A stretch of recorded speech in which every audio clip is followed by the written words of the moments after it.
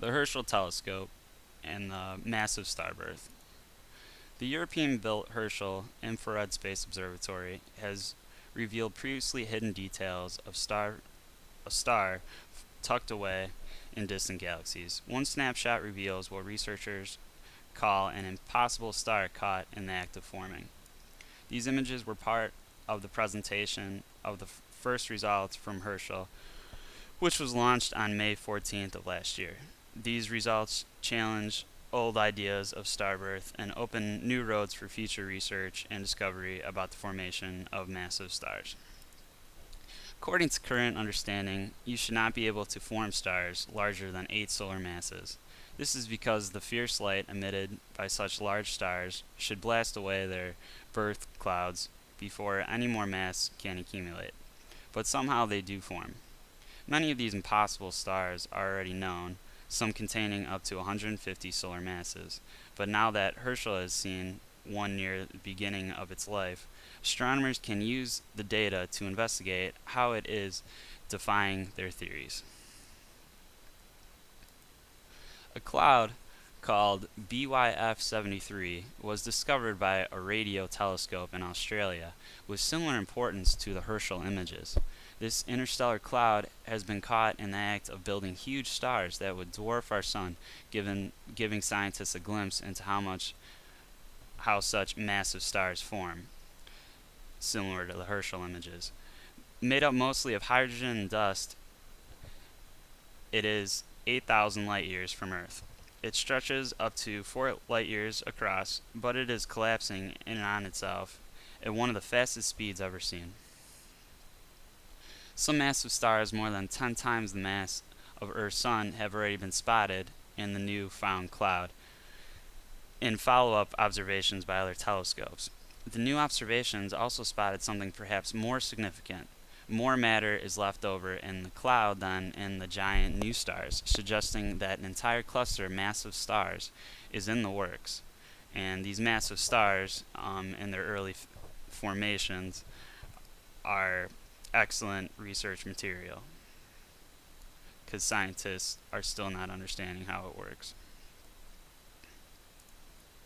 Like Herschel's discovery, the discovery of this cloud and the early formation of large stars will lead to great research on how massive stars form. This means we have a very rare chance to study the formation of an entire cluster from a very early stage. Astronomer Peter Barnes, a study team member from the University of Florida, stated. Astronomers have a good handle on how regular stars form, but the evolution of massive stars has proven hard to decipher because they can be difficult to find and observe,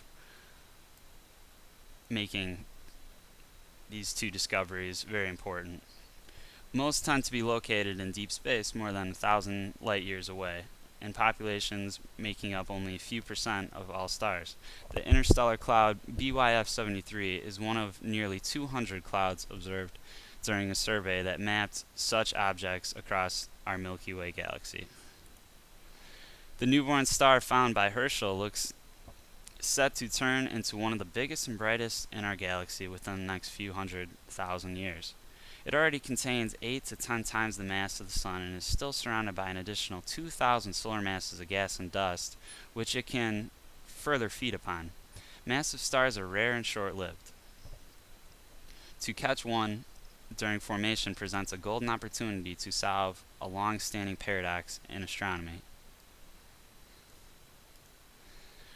This relates to the book in a few ways. These discoveries of the beginnings of large star formation can be linked to our studies about star formation, light, wavelengths of light, and infrared studied in previous chapters. Herschel can see the stellar birth process because as stars begin to form, the dust and gas surrounding them is warmed up and starts to emit light in the infrared wavelengths, which Herschel measures. The diameter of Herschel's main mirror is 4 times larger than any other infrared space telescope and 1.5 times larger than the Hubble telescope. This size gives Herschel enough resolution and sensitivity to conduct a census of star forming. Before Herschel, it was not clear how the material in the Milky Way came together. in high enough densities and at sufficiently low temperatures to form stars. Stellar embryos first appear inside filaments of glowing dust and gas draped across the galaxy. These form chains of stellar nurseries, tons of light years long, wrapping the galaxy in a web of starbirth. Herschel has also been surveying deep space beyond our galaxy and has measured the infrared light from thousands of other galaxies spread across billions of light years of the universe. Each galaxy appears as just a pinprick, but its brightness allows astronomers to determine the rate of starbirth within it. The brighter the galaxy, the more stars it is forming. Future studies for Herschel plan on showing that galaxies have been evolving over cosmic time much faster than previously thought. In the past, there were many more so-called starburst galaxies forming stars at 10 to 15 times the rate we see in the Milky Way today, but what triggered this activity is not completely understood. Herschel will now let us investigate the reasons for this behavior. Future studies for other plans include astronomers that use the Compact Array Telescope in Australia to study the cloud in more detail to better measure the amount of collapsing gas. They will also use the Gemini South Telescope in Chile to hunt for stars hidden in the clouds dust that can't be seen by the Anglo-Australian Telescope in Australia. With clouds like this, we can test the theories of master star cluster formation in great detail.